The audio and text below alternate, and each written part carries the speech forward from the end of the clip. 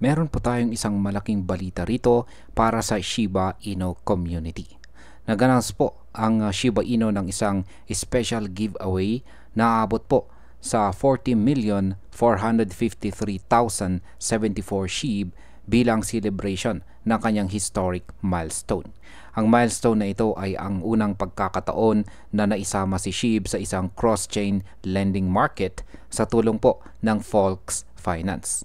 Ang hakbang na ito ay hindi lang simpleng promo, kundi simbolo na unti-unti nang pumapasok si Shiba Inu sa mas seryosong bahagi ng decentralized finance.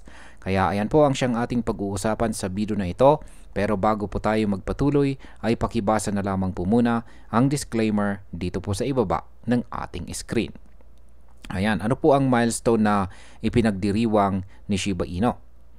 Ang milestone na ito ay ang kauna-unahang pagpasok ni SHIB sa cross-chain lending markets sa pamamagitan po ng Volks Finance.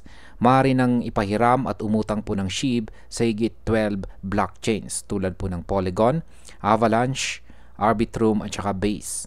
Para kay Shiba Inu na matagal nang kilala bilang meme coin, ang pagpasok na ito ay malaking hakbang tungo sa pagiging mas seryosong digital asset. Kaya sa market impact, ang mas malawak po na paggamit kay SHIB sa iba't ibang blockchains ay magpapataas ng kanyang utility. Mas maraming tao ang gagamit at magko-hold ng SHIB para sa lending at borrowing, kaya posible itong magdulot ng dagdag na demand at potensyal na pag-angat ng presyo. Ngayon ay ano po ang mechanics ng giveaway na ito? Para makasali po sa giveaway, kinakailangang sundan ng mga users ang opisyal na X account ng Volks Finance at ng Shiba Inu team. Bukod dito, dapat ding mag-tag ng 3 kaibigan sa comment section ng post tungkol po sa giveaway.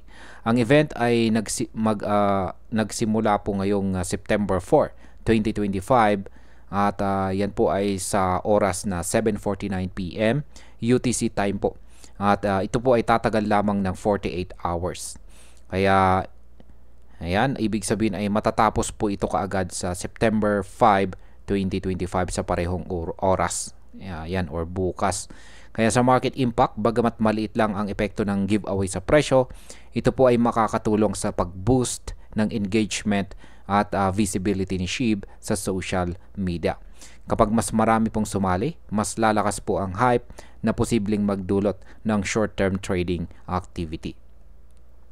Ngayon ay sino po ang pipili ng winner o yung mananalo? Ito po ang interesting part. Sa halip na manual na piliin ang mananalo, ay gagamitin po ni Shiba Inu ang XAI chatbot na Grok para random na pumili ng isang lucky winner. Ang paggamit po ng AI sa proseso ay nagpapakita ng transparency at saka fairness na mahalaga para hindi po mawalan ng tiwala ang community. Kaya sa market impact, ang paggamit po ng AI bilang selection tool ay hindi po direktang makakaapekto sa presyo, pero pinapalakas po nito ang imahe ni Shiba Inu bilang isang modern at tech-driven na project. Maaari itong magbigay ng dagdag na credibility at manghikayat ng mas maraming investors. Gaano naman po kalaki ang suporta ng community? Kahit ilang oras pa lang mula nang i-announce, agad nang nakatanggap ang giveaway ng 1,300 na comments, 1,500 na repost at saka 2,100 na likes. Ipinapakita nito na nananatiling aktibo at matatag ang Shiba Inu Army.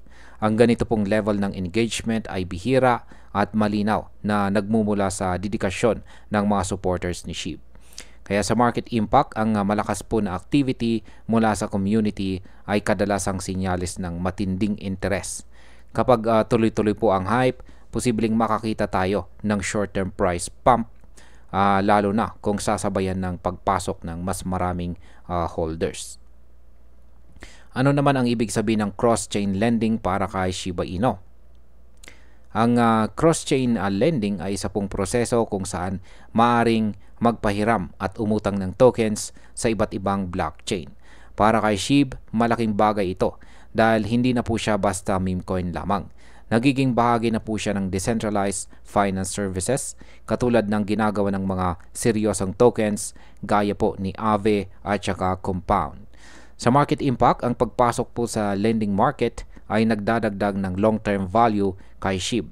Kapag mas maraming tao ang gumamit ng SHIB para sa lending at borrowing, tataas po ang liquidity at magiging mas stable ang demand na makakatulong para mapanatili ang presyo sa mas mataas na antas. Ngayon ay may dagdag ba na incentives para sa SHIB depositors? Ang kasagutan po sa katanungan na yan ay oo.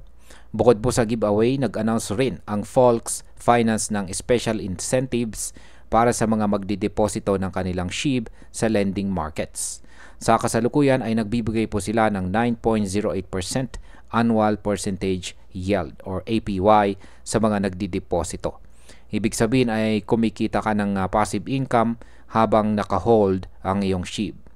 Kaya sa market impact, ang mataas po na APY ay nagiging dahilan para mas maraming tao ang magdideposito ng kanilang SHIB.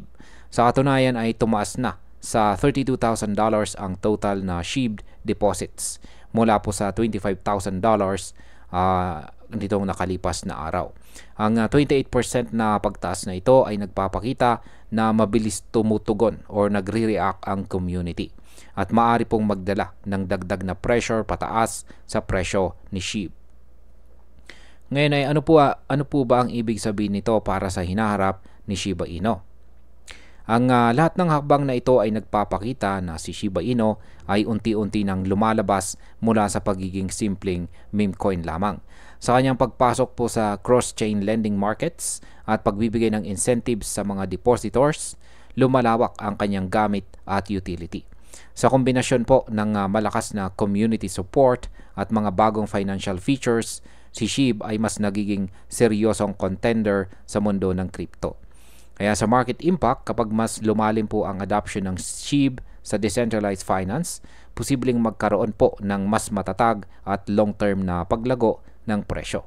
Hindi lamang po hype ang bumubuhay sa kanya ngayon, kundi aktual na financial utility. Yan bilang panghuli, para sa akin ay malaking hakbang ito para kay Shiba Inu.